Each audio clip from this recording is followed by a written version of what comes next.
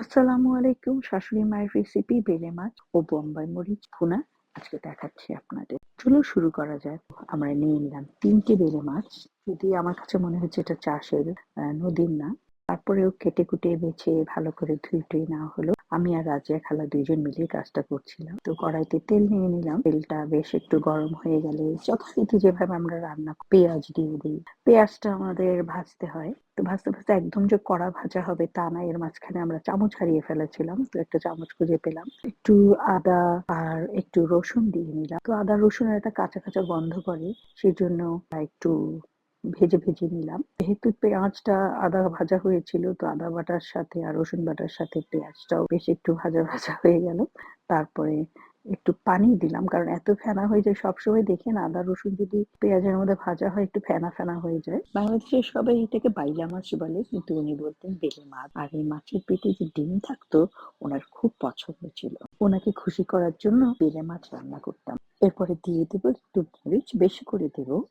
ঝাল ঝাল খেতে ভালোবাসি, আমার শাশুড়ির রেসিপি এটাই।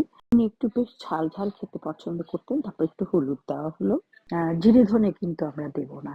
যারা দিতে চান দিতে পারেন, কিন্তু এটা আমাদের রেসিপি। লবণটা দিয়ে বেশ ভালোভাবে বেশ কিছুক্ষণ ধরে কষাতে হবে, নাহলে কিন্তু মশলার গন্ধটা খুব বাজে। আর একটা কথা বলে রাখি, বেলে মাছ কিন্তু একটু নোনতা হয়। এবারে মাছ দিয়ে দেবো। ধোয়ার সময় নুন দিয়েছিলাম, যার জন্য পরে অল্প করে নুন দিলাম। রান্না শেষে যদি মনে করি আরো নুন লাগবে, নুনটা দিয়ে দিতে হবে। তো এখানে সেই চামচটা রাজিয়া খালা খুঁজে পেলো, এখনো খুঁজে পায়নি। এই চামচটা তার পছন্দ না। তো যাই হোক, মাছটাকে মশলার সাথে ভালো করে ভেজে ভেজে নিতে হবে।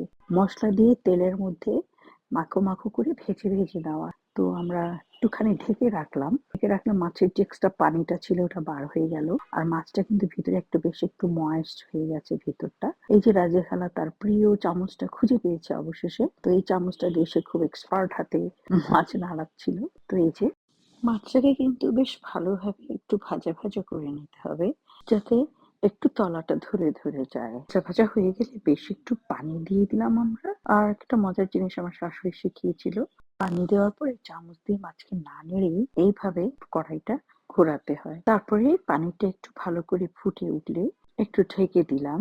কি যে সুগন্ধ আসছিল! তারপর খোলার সাথে সাথেই এত বেশি বাষ্প হয়ে গেছিল যে সব ঘোলা ঘোলা হয়ে গেছিল।